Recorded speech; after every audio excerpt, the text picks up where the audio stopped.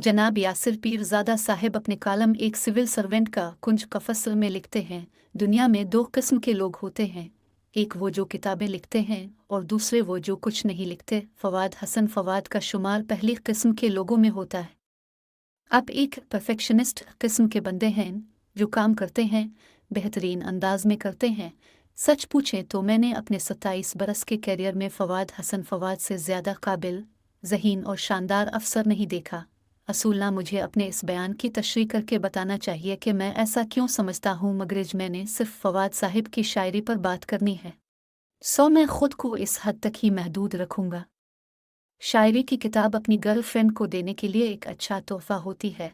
मैं ये बात तजुर्बे की रोशनी में बयान कर रहा हूँ। नौजवान इस मामले में मज़ीद रहनुमाई के लिए मुझसे तकरीब के बाद अलहदगी में मिल सकते हैं। मैं उन्हें बताऊंगा कि कैसे शायरी की किताब में मानी खेज शेरों को निशान लगाकर महबूबा को पेश किया जाता है। यह तीर बहदफ नुस्खा है और आज के दौर में भी इतना ही कारआमद है जितना हमारे दौर में था। ताहम कानिल कफस नाम की जो किताब आपके हाथ में है वो गर्लफ्रेंड को तोहफे में नहीं दी जा सकती, अलबत्ता नेब के तफ्तीशकारों, पुलिस अफसरान और जज साहिबान के लिए एक अच्छा तोहफा है।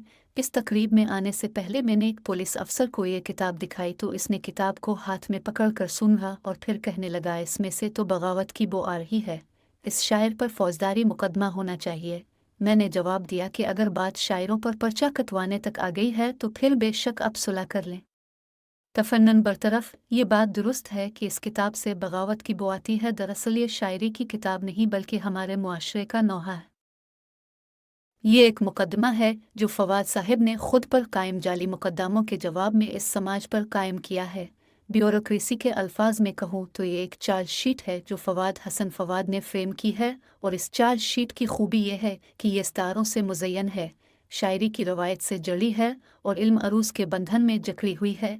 जिस तरह फरेंस काफ्का ने अपने नावल दी ट्रायल में लाकानूनियत और बेइंसाफ़ी की लाजवाल तस्वीर कशी की है, इसी तरह फवाद हसन फवाद ने भी कानिज कफस में अपनी नज़मों और गज़लों की मदद से इस निज़ाम को बिजली के झटके दिए हैं। एक गज़ल के चंद शेर मुलाहजा हूँ। तुम्हारे अहद को अहद अजाब लिखूंगा, मेरा ये अज़्म है आली जनाब, लिखूंगा कहूँगा कलिमा हक जो भी इसकी हो कीमत, हजार तरह से आए इताब, लिखूंगा ये जुल्म और जबर के मौसम गुजारने के लिए मुज़ाहमत का नया एक निसाब, लिखूंगा हजार सहन चमन में बहार बिखरी हो, मरा नसीब हैन काले गुलाब, लिखूंगा सुनाऊंगा जो हकायत मेरे ज़मीर की है, ले मुहतसिब का भी कोई हिसाब, लिखूंगा। फवाद साहिब की शायरी तल्ख है। ये एक ऐसे शख्स की शायरी है जो सरफिरा है और सरकशी पर आमादा है, और ऐसे सरफिरे और सरकश लोगों के साथ इस मुआशरे में वही होता है जो फवाद हसन फवाद के साथ हुआ। अपने नज़रिए पर खड़े रहने की एक कीमत है जो चुकानी पड़ती है, और फवाद हसन फवाद ने वो कीमत चुका दी और आज वो पूरे कद के साथ हमारे दरमियान खड़े हैं और सुर्खरू हो चुके हैं। फवाद साहिब एक सिक्का बंद और कोहना मश्क शायर हैं। उन्होंने बाकायदा इल्म अरूज तो नहीं सीखा, मगर वो उर्दू शायरी की रवायत से बखूबी वाकिफ़ हैं। उनकी गज़लें और नज़में उनकी शख्सियत की तरह परफेक्ट हैं। ज़ाती तौर पर मैं उनकी नज़मों का मद्दा हूँ। उनकी नज़में कहीं तो झरनों की तरह बहती हुई लगती हैं और कहीं एकदम समंदर की लहरों की मानिंद बिखर जाती हैं। अलबत्ता रोमानवी नज़में कम हैं, बल्कि न होने के बराबर हैं। एक नज़्म जो उन्होंने किसी लड़की की याद में लिखी है, इसमें किसी हद तक रोमानवियत ज़रूर है, मगर जो नज़्म उन्होंने अपनी बेगम के नाम लिखी है इसमें रोमानवियत नहीं है, क्योंकि वो उन्होंने जेल में बैठ कर लिखी थी।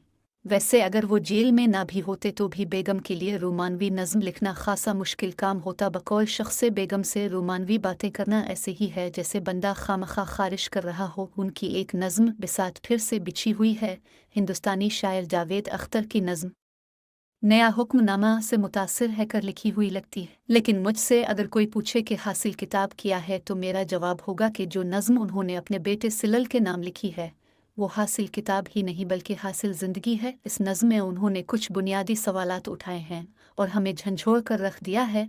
वो अपने बेटे को नसीहत करते हैं कि वो अलिफ़ा नून के नक्श कदम पर मत चले, हक सच का साथ देने की गलती ना करे, आला अक़दार और उसूलों की पासदारी मत करे, ज़माने के फ़िरौन के सामने कलिमा हक न बोले और उन तमाम ख्वाबों को भूल जाए जो हमने साथ मिलकर तराशे थे। ये नज़्म दिल चीर कर रख देती है। غالب کا شعر ہے، نہ تیر کماہے میں ہے نہ صیاد کمی میں، گوشے میں قفس کے مجھے آرام بہت ہے۔ فواد صاحب اگر غالب کے اس مشورے پر عمل کرتے تو انہیں اپنی زندگی کے 2 سال کنج قفس میں نہ گزارنے پڑتے، مگر پھر وہ فواد حسن فواد نہ ہوتے، پھر وہ سول سرول کے انہی ہزاروں افسران میں سے ایک افسر ہوتے جو 40 سال کی نوکری کے بعد جب ریٹائر ہوتا ہے تو اس کی ہر بات اس فکرے سے شروع ہوتی ہے کہ جب میں ڈپٹی کمشنر چکوال ہوا کرتا تھا تو توپ چلا دیا کرتا تھا، جبکہ حقیقت میں یہ افسران اپنے باس کا فون بھی رکوع کی حالت میں سنتے، جبکہ جس فواد حسن فواد کی ہم بات کر رہے ہیں اس نے 16 ماہ قید تنہائی میں رہنا تو قبول کیا مگر سر نہیں جھکایا۔ سول سروس اور اردو شاعری دونوں کو فواد حسن فواد پر ناز کرنا چاہیے۔